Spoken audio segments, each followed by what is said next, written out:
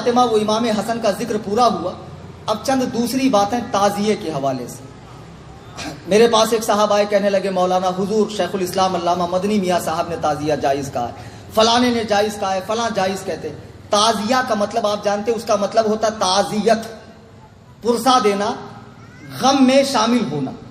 اعلیٰ حضرت رضی اللہ تعالیٰ عنہ فرماتے ہیں کہ تجدید غم حرام ہے, یعنی ہر سال غم کو تازہ کرنا حرام. اگر امام حسین کی یاد میں آنکھ سے آنسو نکلے اور دل میں درد ہو تو یہ جائز ہے, محبت ہے, ثواب ہے.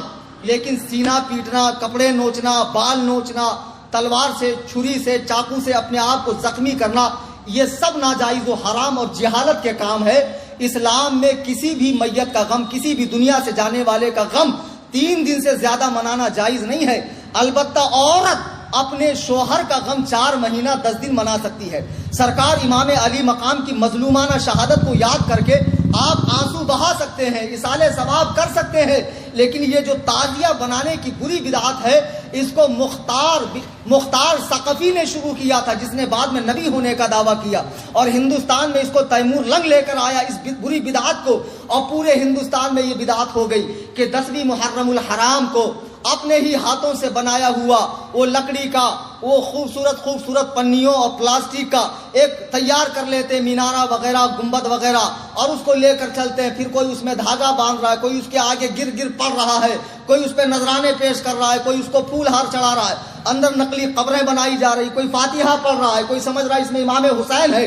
یہ سب ناجائز و حرام اور سخت حرام ہے. اعلیٰ حضرت رضی اللہ تعالیٰ عنہ فرماتے ہیں کہ اتنا جیسے غیر جاندار کی تصویر کسی گارڈن کی یا آسمان زمین کی یا کسی مزار کی بنا سکتے ہیں, ایسے ہی امام حسین کے روزے کی نقل بنا کر گھر میں رکھ لو, یہ جائز ہے. لیکن یہ جو مروجہ تعزیہ داری ہے, جسے بنا کر گلی کوچوں میں گھمایا جاتا ہے, ڈھول تاشے بجائے جاتے ہیں, چڑھاوے چڑھائے جاتے ہیں, منتیں مانگی جاتی ہے, اسے بلاؤں کو ٹالنے والا سمجھا جاتا ہے, یہ سب بت پرستی سے مشابہ ہے. کیا یہی کام کفار نہیں کرتے؟ وہ اپنے ہی ہاتھ سے کریٹ کر کے 10 دن اس کی خوب خدمت کر کے 11ویں دن اسے لات مار کے گراتے ہیں جب وہ جاتا نہیں ہے پانی کے اندر. یہی حال تمہارا بھی تو ہے. تم نے کیا تماشا بنا کر رکھا ہے دین کا؟ ان تعزیوں کا دین سے کیا لینا دینا ہے؟ پھر بھائی لوگ کہتے ہیں مولانا حضرت وارث پاک نے تعزیہ دیکھا ہے. بھیا کون سی کتاب میں لکھا ہے؟ لال کتاب میں لکھا ہے. کوئی لال کتاب میں لکھا ہو تو الگ بات ہے, اگر کوئی مستند کتاب میں ہے تو قیامت کے لیے اٹھا رکھا ہے, لا کر دکھا دو نا یار. میں بھی دولہا کھیلتا ہوں 10ویں محرم کو, پھر میرے بھی آنگ میں آئے گا. کیوں انتظار کر رہے ہو بھائی؟ وارث پاک کو بدنام مت کرو. اور بالفرض اگر وارث پاک نے دیکھا بالفرض, تو وارث پاک نہ قرآن ہے, نہ حدیث ہے, نہ اجماع ہے, نہ قیاس شرعی. کسی کے ذاتی عمل کو دین میں حجت نہیں بنایا جا سکتا ہے. دین میں حجت بنے گا قرآن, حدیث, اجماع, قیاس. کسی کا ذاتی عمل دین میں حجت نہیں بن سکتا ہے. مولانا حشمت علی خان صاحب کو کوئی پرابلم تھی, انہوں نے اوجڑی کھانا شروع کیا ڈاکٹر کے مشورے سے. اس کا حل اوجڑی سے ہی تھا. بعد کے مریدوں نے اوجڑی کو سنت سمجھ لی. ارے بھائی انہوں نے کوئی پرابلم سے کھایا, سنت تھوڑی ہے اوجڑی کھانا, تو مکروہ تحریمی. لیکن کیا سمجھایا جائے؟ تعزیہ داری ایک بری رسم ہے, اتنی بری رسم, اتنی قبیح رسم جو امام حسین کے مقصد پہ پانی پھیرتی ہے. امام حسین کے مقصد پہ, ان کی قربانی پر پانی پھیرتی ہے. مجھے بتاؤ تو سیدہ کے لال نے 3 دن تک بھوکے پیاسے رہ کر اپنا پورا گھر بار کیوں لٹایا؟ اس لیے لٹایا کہ رسول اللہ کا دین ہرا بھرا رہے, قیامت تک رہے, لوگ فاسق و فاجر کی اطاعت سے بچے, لوگ دین میں بدعات و خرافات ایجاد کرنے سے بچے. آج وہابی دیوبندی کہتے ہیں سارے بدعاتی بریلوی ہیں. بریلوی علماء بدعات کا رد نہیں کرتے. ان کے حلوے بند ہو جائیں گے, ان کے مانڈے بند ہو جائیں گے, ان کے ملیدے بند ہو جائیں گے. تم نے میری تقریر سنی ہے اور میں کتنا پکا بریلوی ہوں تمہیں معلوم ہے. میں اعلیٰ حضرت کی فکر کو عام کرتا ہوں, میں اعلیٰ حضرت کی تعلیمات کو عام کرتا ہوں. دیوبندیوں اعلیٰ حضرت کی کتابیں پڑھو. اعلیٰ حضرت نے جتنا بدعاتوں کا رد کیا ہے اتنا تمہارے مولویوں نے بھی نہیں کیا ہوگا. اعلیٰ حضرت نے اتنا رد کیا. اعلیٰ حضرت سے پہلے حضرت شاہ عبدالعزیز محدث دہلوی رضی اللہ تعالیٰ عنہ فتاوی عزیزیہ جلد 1 صفحہ 75 پہ لکھتے ہیں, فرماتے ہیں تعزیہ داری کرنے والے گمراہ ہیں, بد مذہبوں کا کام. کون فرما رہے؟ شاہ عبدالعزیز. اور یہ ایسے عالم ہیں جن پہ سب متفق ہیں, کسی کا کوئی اختلاف نہیں. ناگپور کے چند مفتیوں کا ہو جائے, نابالغ مفتیوں کا تو الگ بات ہے.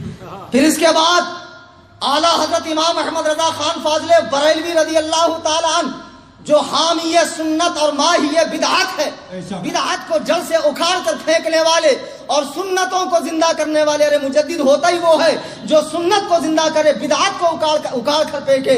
آپ نے یہاں تک لکھا کہ تعزیے میں مدد دینا، اسے دیکھنا، اسے کندھا دینا، ساتھ چلنا، چڑھاوے چڑھانا، فاتحہ پڑھنا، گر پڑھنا، اس پر مال کو لٹانا، سب ناجائز و حرام ہے۔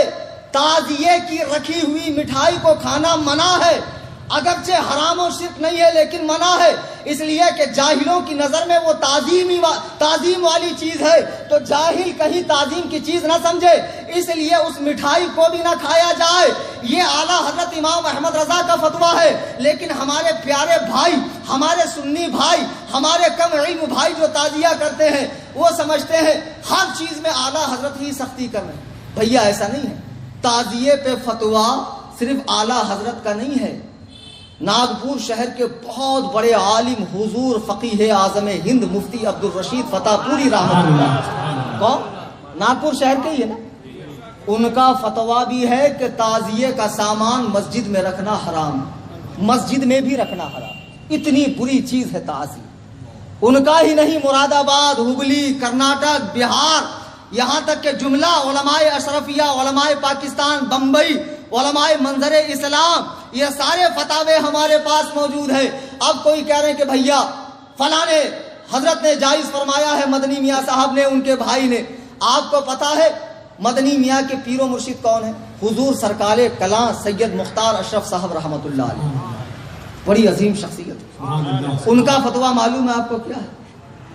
حضرت سید مختار اشرف صاحب کی چھوچوی رحمۃ اللہ علیہ فرماتے ہیں کہ امور تعزیہ میں، تعزیہ کے کاموں میں مدد دینا حرام، تعزیہ کو مسجد کے اندر لانا، اس کی تعظیم کرنا حرام، حتیٰ کہ بنیت تعظیم دیکھنا حرام، اسے کوئی علاقہ نہیں ہے۔ سیدنا امام حسین رضی اللہ تعالیٰ عنہ سے یہ حضرت سید مختار احمد کی چھوچوی رحمت اللہ علیہ فرما رہے، ہماری مت مانو، بڑوں کی مانو، اللہ کے بندو، تم امام حسین کی روح پاک کو کیوں تکلیف دے رہے ہو؟